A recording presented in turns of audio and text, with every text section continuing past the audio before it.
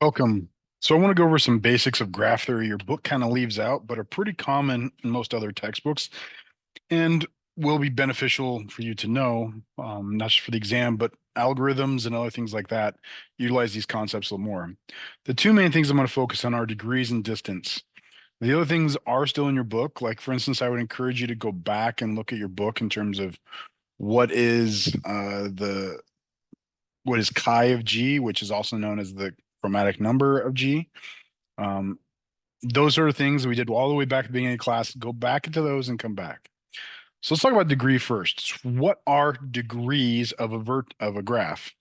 Well, degrees actually are what are called a local measurement instead of a global measurement. They're a measurement of a specific vertex V. And we're going to talk about the number of edges that are incident to it. And that is the same as calling cardinality of its neighborhood. So to kind of see what that means, so I'm going to draw an undirected graph. So I have a very, very simple undirected graph right here. We're going to draw their connections. And again, they don't have to be straight lines. We're just going to draw some stuff right here.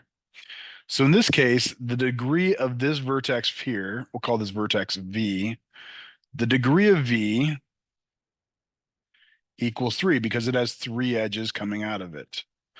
On the other hand, U over here, the degree of U equals 2 because it is only has 2 edges. So the degree of an undirected graph. Now this is obviously clearly undirected. There's no arrows. They're just symmetric edges. This goes back to the symmetric relationship we did in relations. So that's one of the things. Now, another thing that I'm not going to put a whole lot on, but is a valuable concept is what's called the in degree and out degree. And this applies to a uh, directed graph. So again, let's just take the same graph that we just did. Dot, dot, dot, dot. And I'm going to draw arrow here, arrow here, arrow here, arrow here, arrow here, and arrow here. So let's just look at this vertex V right here. Well, the in degree or degree minus of V for that particular vertex right there is going to be how many vertices are going into it. And that would be 1 because you have this one edge, one arrow right here.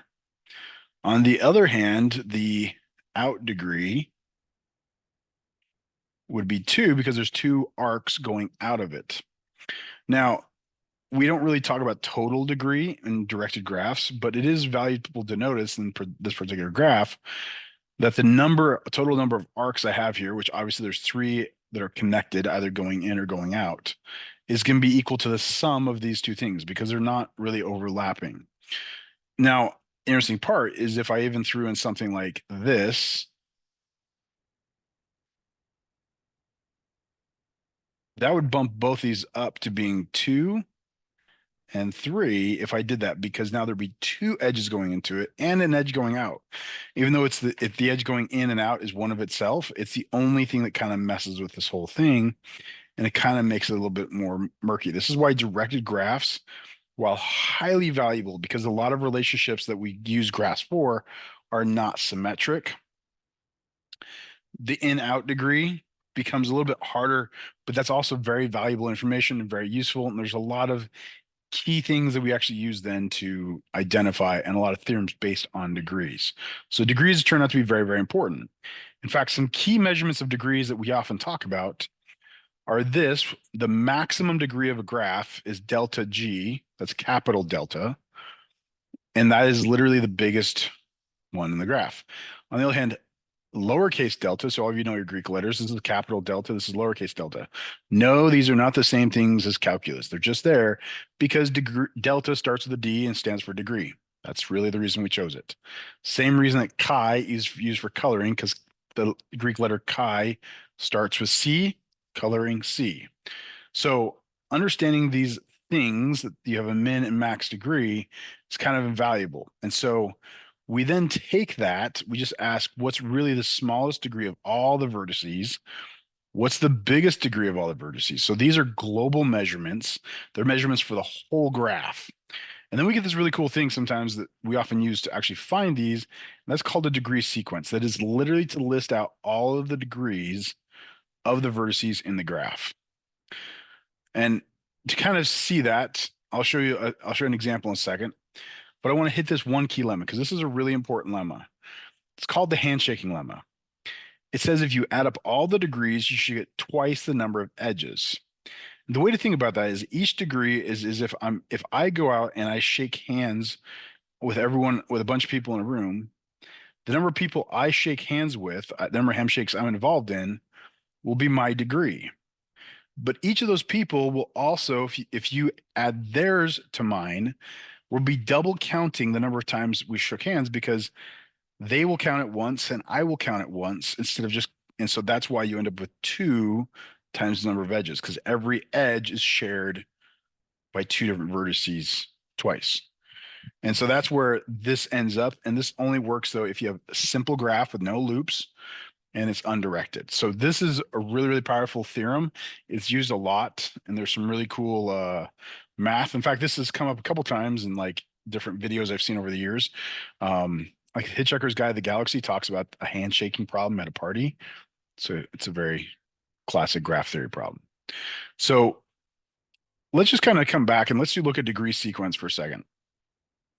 And I want to talk about maximum degree and so forth. So again, let's just look at a graph that we just looked at a couple times. So namely, I know I'm on the handshaking lemma, but I want to hit this idea here. I'm just going to do this. So the degree sequence of this thing would be all the degrees, and typically you actually put them in the order. And so we have one vertex of degree 3, 2 vertices of degree 2, and then one of degree 1. And I know this looks like it's set notation. It's a sequence. It's very similar to set notation. We often use the sill squirrely brackets, but it's actually just an ordered list. And typically it's ordered largest to smallest. You don't have to do that, but that's just the preferable way to do it. And that's because if I was just writing degrees next to them, this one has degree 3, this one has degree 2, and degree 2. But once you write it, if you write it in this way, then it's really easy to say, okay, what's big D of G? Big delta of G would be the largest degree, which is 3, whereas little delta of G would equal 1. What if I threw in another vertex just out here floating out? Well, it's got 0, and I could put a 0 there, and then this suddenly be turned into a 0. We don't really like those vertices that are isolated and just hanging out by themselves because they don't really tell us a lot of information. And then in fact, they throw up the rest of the analysis of the graph. So common thing to do is honestly get rid of it. So if you ever see us get rid of those sort of seed things, it's just really to make it more clean and more clear. All right, so that's degrees. Let's move to distances. In distance, distance is a measurement in a graph, kind of saying we're going to measure how far away 2 things are. And except it's not in the normal Euclidean distance that you're talking about. It's about traveling along paths to get to 2 points. And if there is no path between any 2 points, we call that distance infinity because you never get there. You can never get to infinity either because it's not a number. It doesn't exist. So distance between vertices is the shortest path between them. The eccentricity of a vertex is its maximum distance to any other vertex. And so this is kind of so first I can take any 2 vertices, then I calculate their distance. Then I can pick one vertex and I can see what is its distance with all other vertices and get the eccentricity. So that means I essentially have to do n minus 1 different values and then pick the maximum from that. Then we have the radius, which is the smallest eccentricity of all the graphs. Wait. That means the vertex or vertices it's going to give me the value from those vertices that have the shortest maximum distance to get to any other vertex. In other words, they can get to every other vertex using this number right here, this radius number, or something close to it, or something less than it. So if I tell you the radius is 2, that means I have some vertex, we'll put it right here in the middle. If the radius of G equals 2, that means from this vertex, I can go to any other vertex in 2 steps. Now, they don't have to be the same 2 steps.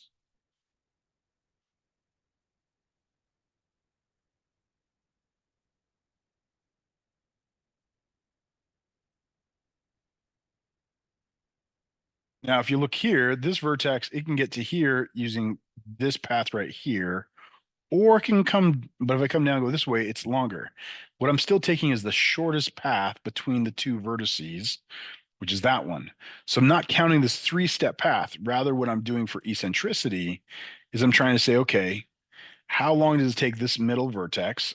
And again, I'm just picking what is middle. I built it off of this, but that's not how we usually apply it.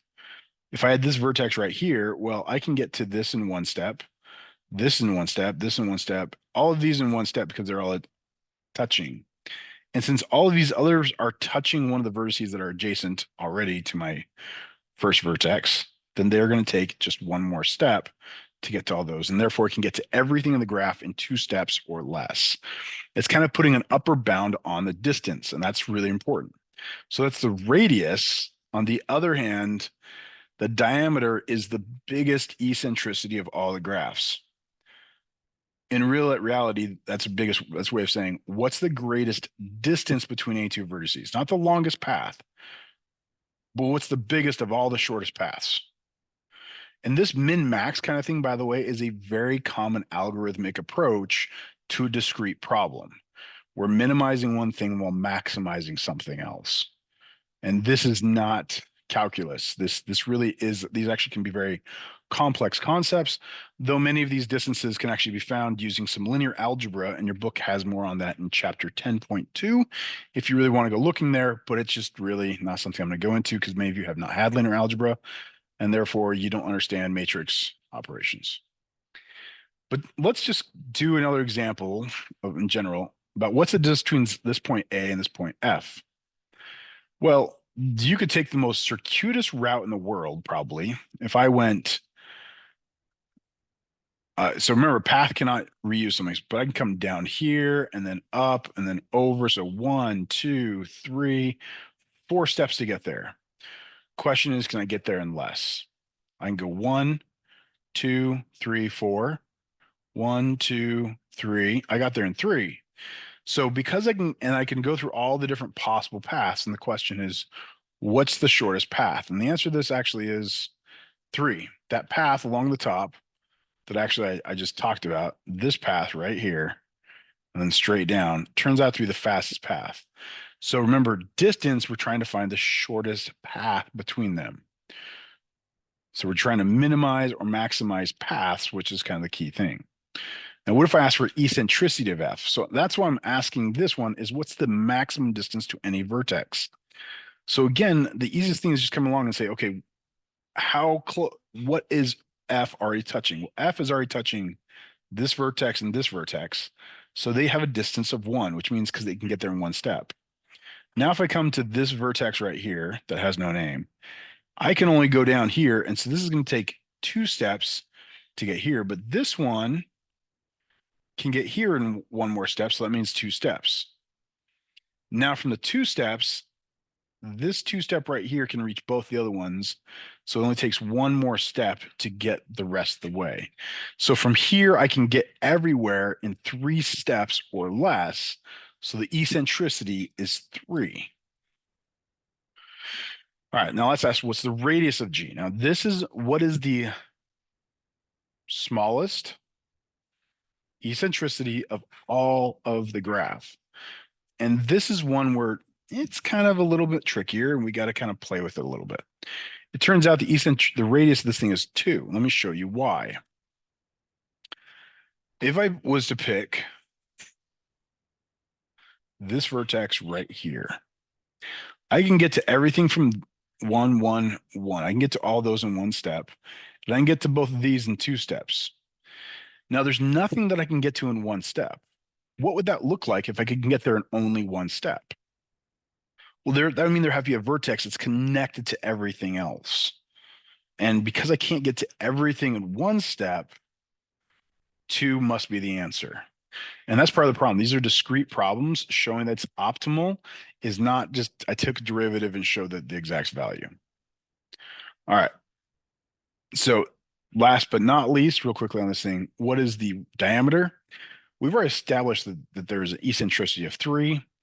And that is, turns out it is the largest because A and F turned out to be furthest. In many graphs, it's actually, but a way it's done is like visually what looks like the biggest, and let's start testing all those.